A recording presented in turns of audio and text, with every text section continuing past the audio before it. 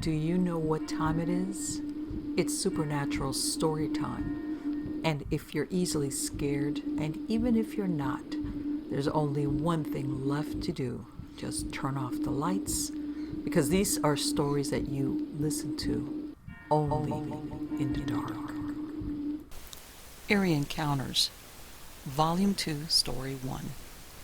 The scariest thing I can recall outdoors was when I was about 4 years old, not yet going to school. My parents had just bought a rundown farm in then rural New Jersey. This was about 1947, 1948, backed up to hundreds of acres of rich estates with empty woodlands. There were packs of wild dogs known to be running back there. This particular day was cold and gray.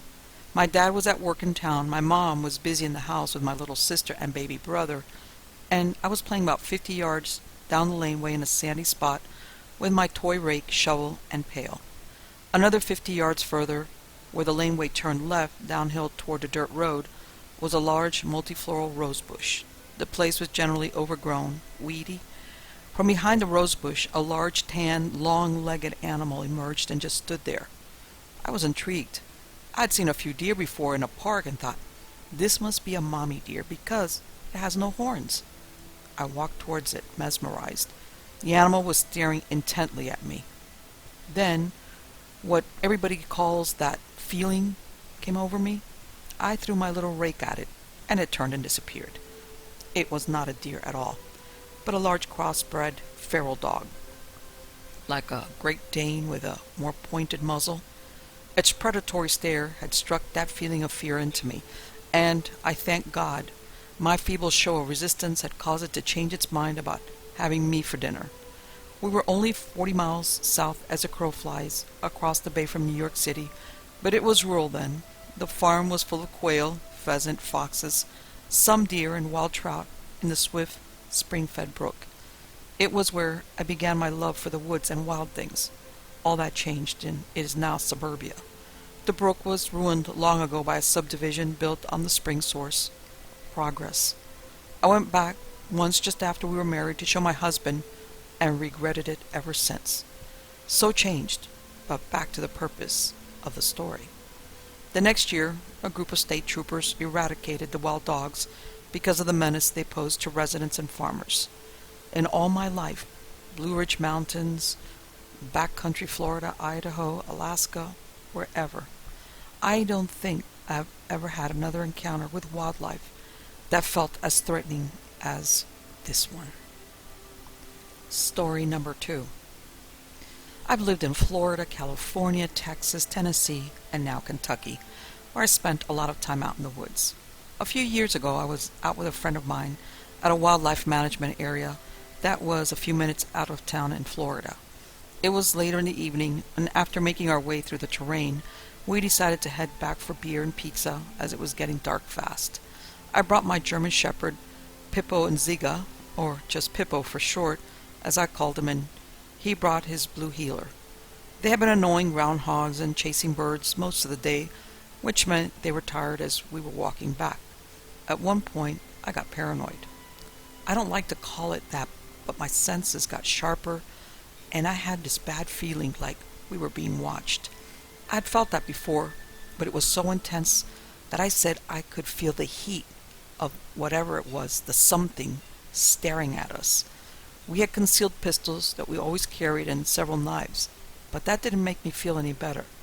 At first I just brushed it off, but when our dogs started getting spooked and kept looking behind us, we both got on edge. Boar were all over the region. Coyotes had been reported in the area, and there were plenty of crocodiles. As a matter of fact, we saw one earlier, but this felt different. Both our dogs would stop and look behind us every few minutes.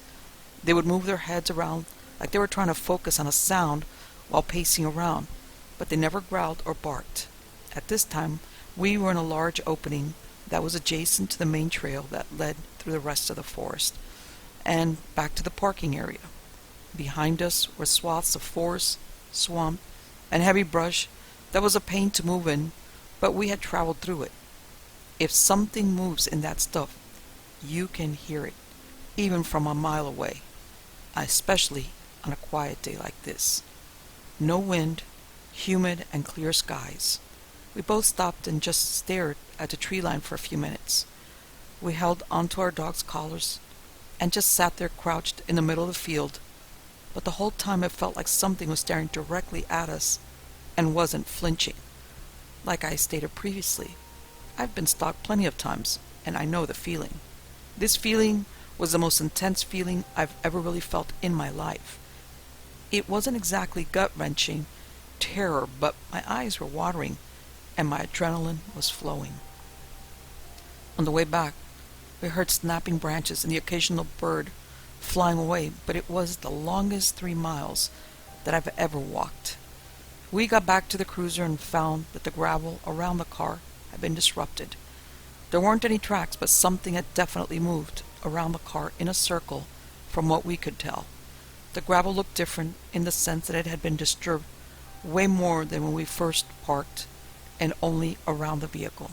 The dash cam didn't show anything, and on later visits neither one of us saw, felt, or heard anything out of the ordinary.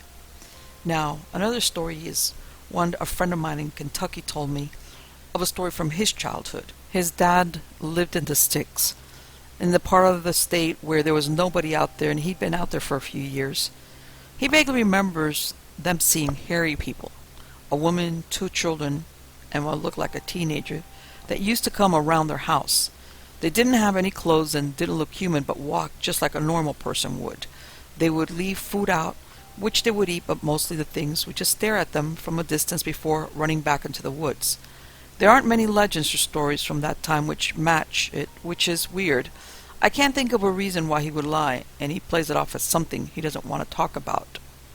And to tell you the truth, I don't doubt that it is all truthful. Story number 3. I was 14 and had just gotten a rescue dog. She was a 3-year-old breeder, white Siberian husky. She had 2 different colored eyes, blue and brown. I thought this was the coolest thing ever, as at that point I'd never heard of such a thing. I was outside barefoot most of the time because I preferred the feeling of no shoes over the restrictiveness of shoes.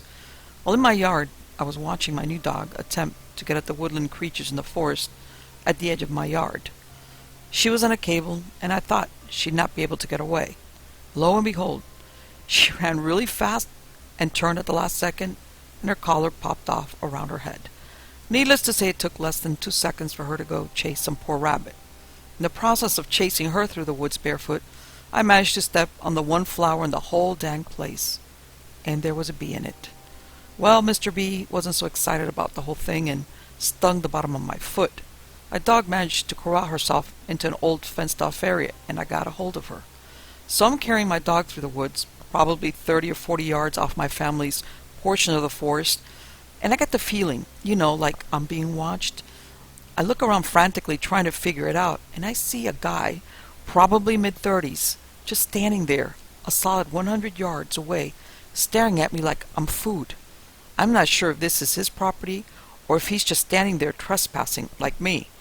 I notice he has a golf club held up on his shoulder, no golf course for 20 miles and way too far in the forest to have just knocked the ball in there.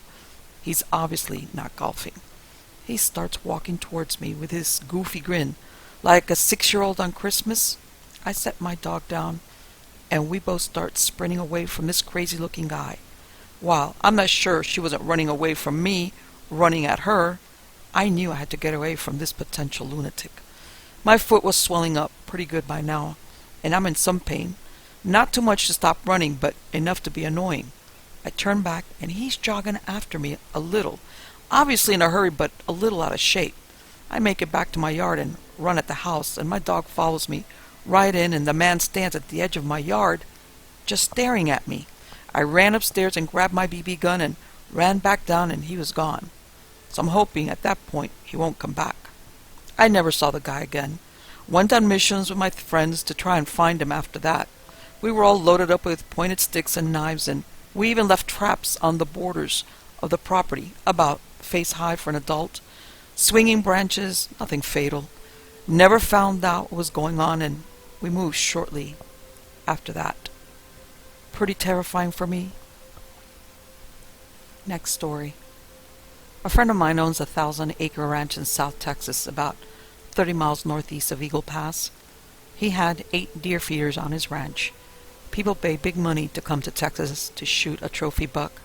Anyway, his ranch hand got a cold, and he needed someone down there to do the chores and watch the place. I offered to help, and he hired me to go down there for the weekend. He's got 8 feeders on the land and 8 deer blinds. One of the duties I had was to go out in the morning and the evening and do a head count of the deer. The big bucks are tagged, and the price he charges for the deer is based on the number of points. Well, one evening I went out around 5 p.m. to the blinds. It was a beautiful day, and as the sun started to go down, the feeders kicked on. I started the count when the deer came out to feed on the corn. He sure does have some nice buck down there. The deer finished feeding as the sun finally set. In December, the sun goes down really fast, and I found myself in the dark. All the deer had gone back to the thicket, and I was just about to call it a night when I heard something in the brush behind the blind. I thought the deer had finished feeding, but perhaps they were coming back out for another round. I closed the door to the blind and looked out the window to see if there was more coming to eat. I grabbed my spotlight to see if I could get any shines. I saw nothing. The sound was louder, and I knew it was right by the blind. I looked out the window again, but the spotlight decided to take a dump and would not turn on. I forgot to charge it up before going out, and the battery had died down. Knowing I would not be able to see anything in the dark, I decided to just go ahead and leave until I heard what I thought sounded like a low-pitched growl. I know what a deer grunt sounded like, and this was much lower pitched. Whatever I heard was still outside of the blind, and now I could hear it pacing back and forth below me. The noise sounded like a purr growl. I had heard of people seeing large cats in South Texas, but knew they were rare to see. I decided I would hold up in the blind for the night and not take a chance with having a run-in in the dark with a cougar. As I started to doze off, I could still hear the purring outside the blind, although I could not see the animal. The next day I woke up to the sound of the feeders going off. I couldn't hear the sound I heard the night before and decided it was safe to go out. I saw cat prints all around the blind, and I knew I was right about what I heard. I got in the Polaris and went back to the lodge. I made sure to charge the spotlight up when I got back, and made sure I had my rifle with me when I went out from then on. Next story. I've never considered myself to be sensitive to the paranormal. I'm the kind of guy who thinks that there are logical explanations for most things people consider to be supernatural or paranormal. I do, however, admit that there are things that happen that cannot be explained, cataloged, categorized, or easily referenced. What I'm about to tell you is something I have never been able to get an explanation for. When I was a boy, my grandmother used to tell me stories about her childhood and what it was like growing up in the mountains. Now, my grandmother is about as pure a soul as I think one could be. She has a heart of gold, would never tell a lie, or have any reason to lie. She is a devout Christian and loves the Lord. She's the kind of woman who would do anything for anybody, even a complete stranger. That being said, a couple of her stories have me stumped. One story. My grandmother and her best friend as a child used to go to this feed store early in the mornings to get their flour and cornmeal. They had this little red wagon that they would use to haul the sacks back in. Well, the only way to get around back then was by horse or on foot. The feed store was about 2 miles from their homestead. They would usually have to leave early in the morning while it was still dark out to get there when it opened. One morning, while it was still dark, they started off. It had rained the night before, so there was a thin layer of fog in the air. My grandmother said that her and her friend were skipping along when they saw the figure of a man in the distance. As it got closer, they could clearly see he was walking in their direction. Both of them saw this man. He was wearing a suit and had a cane. He looked like he was dressed for a party. As they got closer and closer to him, he noticed them too and was looking right at them. He was whistling as he walked, almost like he was strolling through a park. Got to the point where they were close enough to say good morning to him, and they did. Just as they were about to pass the man on foot, he vanished. Both of them looked behind them to see if he'd gone off the road somewhere or up in the woods, but he was gone, like nobody had ever been there at all. How does a person who you're watching just disappear? I've tried over and over to come up with a logical explanation for this, but I've not been able to. The second story my grandmother told me was also when she was a little girl, 10 years old.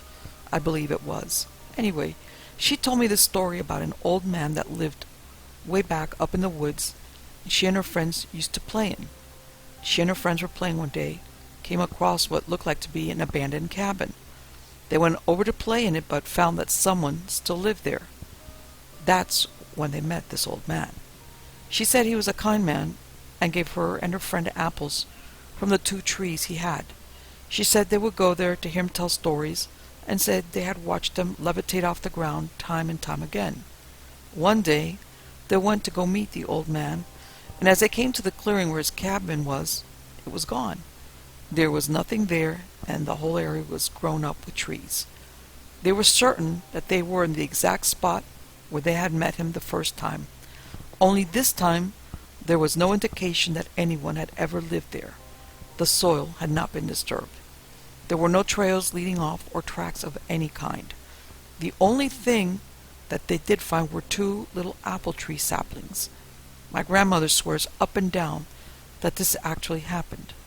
Again, I have no logical explanation for either of these events, even now. Next story. When I was about 15, myself, 4 or 5 other boys from church in our little northeast Texas town decided to go camping out at a ranch belonging to one of the boys' granddad. We picked the very southeast corner of the ranch that happened to be the most remote, wild, and wooded. We pitched camp in a little copse of oak trees not too far from the south end. All around this small bunch of trees was open pasture, with the closest woods about 200 yards east. Just inside these closet woods was a dry creek bed about 20 feet wide with a nice sandy bottom. On the other side of the creek, the woods were so thick a cottontail couldn't get through. Between sawbriars, brush, honey locust, and bois d'arc, it was all but impenetrable. Well, after we got camp set up and cooked something, it came up a gully washer and rained for about 3 hours. Everything was a mess, but we did get most of it cleaned and dry before dark. That night, all of us boys were sitting around the fire talking and bragging about girls we knew and girls we wanted to know. I happened to look up at the woods and I spotted a light. Pointing it out to the other guys, we got to watching it. The one boy whose granddad owned the place said it was probably coon hunters. The thing was, though, we never heard a dog. The light was just barely inside the woods and was definitely between the creek and the fence, which was only about a 30-foot strip. These woods were 4 square miles, so about 2 miles to a side. Like I said, we were on the south end, and I first noticed a light right by the south fence. We hollered at whoever it was to come over to our camp, but never got a response. Now we were getting a little spooked, getting chills telling this.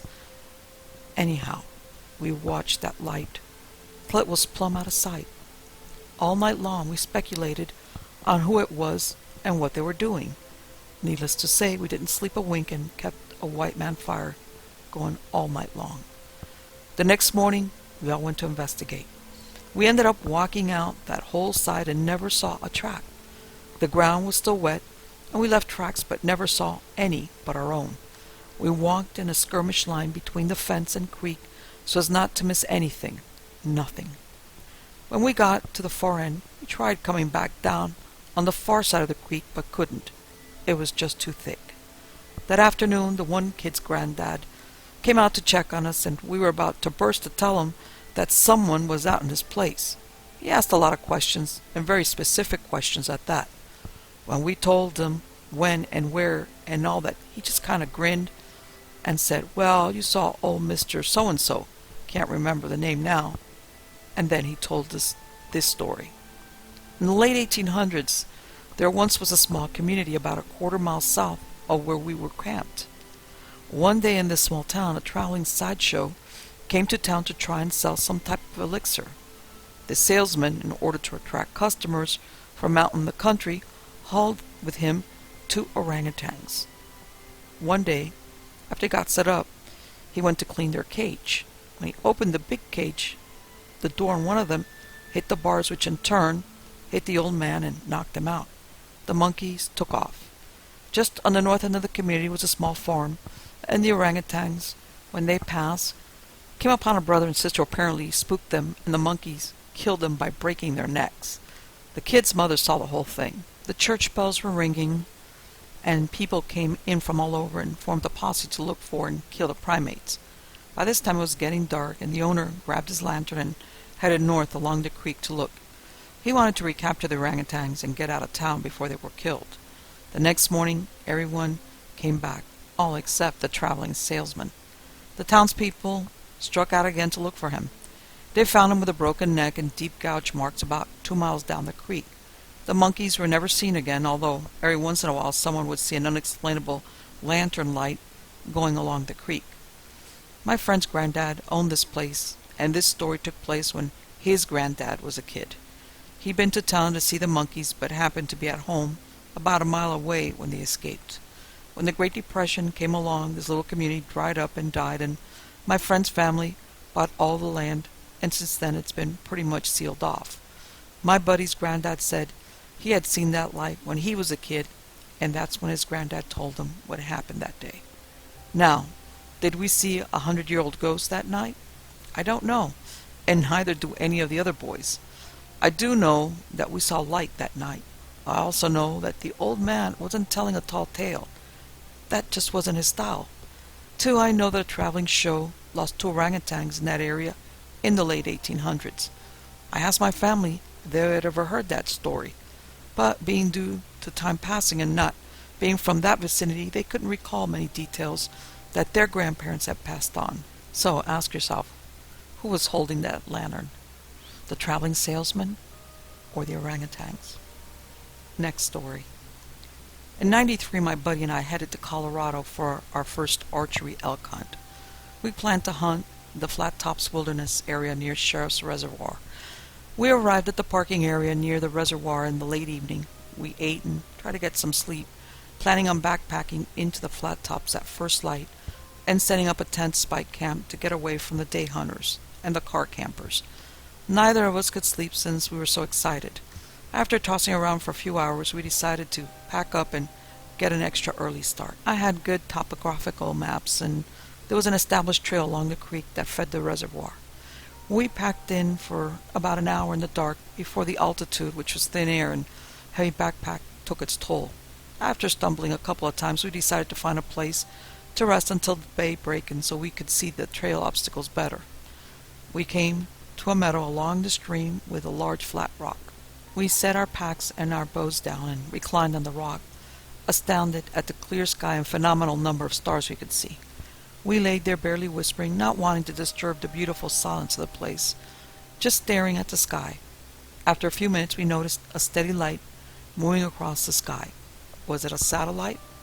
It was brighter than any stars and moved across the sky about the same speed as a passenger jet would. We both watched it, and we were wondering what it could be when it stopped moving. Dead. We were watching it, discussing it, if it would have changed directions and was now moving directly towards or away from us, so it only appeared to have stopped.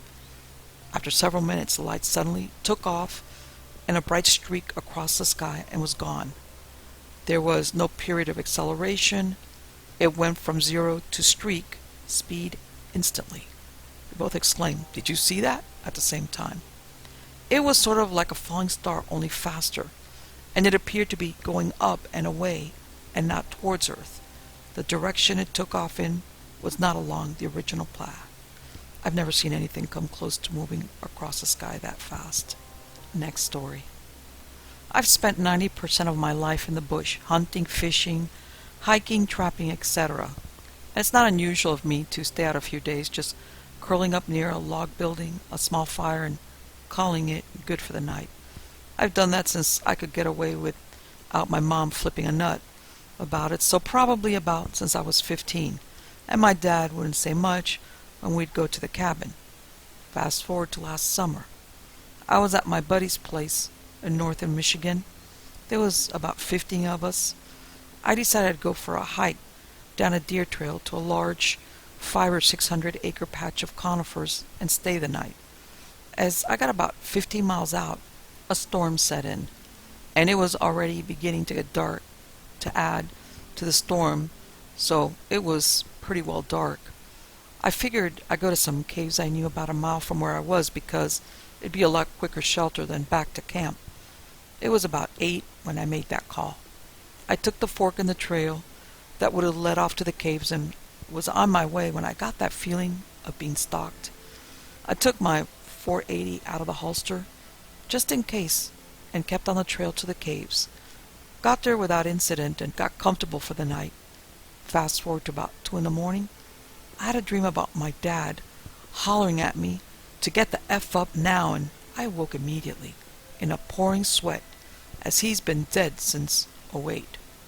I grabbed the gun and flashlight and shone around outside to see what was going on because I had that feeling again. I couldn't see nothing, but I could faintly hear movement in every direction from the entrance, so I figured wolves and decided I should go out the back way and cut through the woods back to camp. Stupid as hell, I know, but I didn't have a very clear head at the time. So I fired a shot off before I headed out to try to spook whatever was there from following me any further. I got turned around at some point because I soon saw the caves again. But here's where it gets completely insane. I saw 4 or 5 figures near the entrance to them that appeared to be dogs, but about 3 times the size of your average wolf. It could have just been their glimmer off in the creek in the moonlight, but I hit that trail fast and got the hell out of there. When I got back to camp, nobody believed me, so I said, fine, well, I'll go to the caves and I'll show you the tracks, and off we went. We all had our rifles, so I felt much better about going back. The caves are narrow, so just me and my buddy Danny went in. There were no tracks where I saw the creatures, just packed soil, weird for the area, but nothing to throw up an alarm. Everyone kind of laughed at me and shrugged it off. Now, go forward a few months to opening day of gun season. Dan said he was going to hunt a trail fork near the creek, and I went to a stand of spruce about half a mile from him. About 9, I hear him shoot, and about 10 minutes later, a 7-point comes running by me and stopped just in time for me to get a shot. We met each other, dragged the deer to the main trail, and he waited there while I went to get the quad. When I got back, he looked petrified and ghost white. Pale, he said. He felt extremely uneasy, and he was hearing things, but it wasn't a feeling like wolf stalking. It was like a feeling like his life was in serious danger. The same feeling I had back during the summer, so we got the deer loaded on the quad and hauled ass. We got back to camp and then decided we were done hunting there. After that, we went back to get our tree stands. As soon as we pulled to the trail crossing, we heard a howl unlike anything I've ever heard. And needless to say, those stands are probably still hanging because neither of us had built up the nerve to go back. When we told some of the old-timers about it, they just kind of got quiet and changed the subject. Could they have known something we didn't? Absolutely. But I don't think I really want to know what it was, so we just avoid that whole area in general and have had no more incidents. Next story. I've been stationed overseas most of my military career, and at my first duty station in Japan, there wasn't a lot to do but go to the local bars. Out of the blue one day, I tell a buddy of mine, whom I'll call E from here on out, hey, let's go ghost hunting. He agrees to and proceeds to tell his wife, and she immediately is like, no, hell no. Eventually we convince her, and we were under the impression that she would be going with us. Apparently, she was just giving E permission to go. Now, this woman's mother owns 2 small bars in an area called Sailor Town, which is basically the bar district of Sasebo, Japan. E's wife told us to bring 2 of the bar girls as sort of guides for our ghost hunting. So now it's E, another buddy who I will call Baby J, the 2 bar girls, and myself, all crammed into E's little Toyota. So we head off into the hills, where we go to find some cliffs where apparently There is one famous area where a lot of young couples went to commit suicide because their parents would not let them marry or be in a relationship with their boyfriend or girlfriend. Japan is pretty civilized, with good roads, beer vending machines everywhere, and of course, convenience stores everywhere. But the hills sure were eerily quiet. As our adventure progressed, the first weird thing I see is a block of fog. Fog isn't normally creepy to me, but my imagination is pretty wild. I always think of my current situation as what if this were a movie? Odd thing about the fog was that it was literally shaped like a giant square tile, and maybe 6 to 8 feet high. Kind of weird, but still explainable by logic, right? We then get to the cliffed hill area where apparently these suicides occurred. So E hops out of his car, followed by Baby J. At this point, the two girls refused to get out of the car, so I figured it was my duty to stay in there and protect them. Just outside of the base of the cliff is a small parking area and a bathroom where the lights hadn't been working, so it's pretty dark in the parking area. The headlights are illuminating the bathroom, and the two boys walk over there to check it out. At this point, me and one of the girls decide to spook them a bit and turn the headlights off. It doesn't faze them at all. Nothing lighters, cell phones won't fix, right? But when we turn the car headlights back on, maybe 6 or 7 seconds later, apparently the other girl saw something, and then it had her scared so bad, she grabs me. This girl speaks almost no English and is so shook up she won't open her eyes. I'm creeped out, not because I saw or felt anything, but because I really have never seen someone so terrified before the way this woman was. A few seconds later, the boys get back to the car and we decide to go from there to the actual cliff hill part where the trees and stuff are. The girls refuse, but have to follow, otherwise be stuck in the car alone. The girl that was shook up was trembling so bad for the next 10 minutes or so, she literally could not walk more than 5 yards at a time without falling over. Her knees were shaking that bad. We looked around a bit, found the hill boring, and hopped back into the car.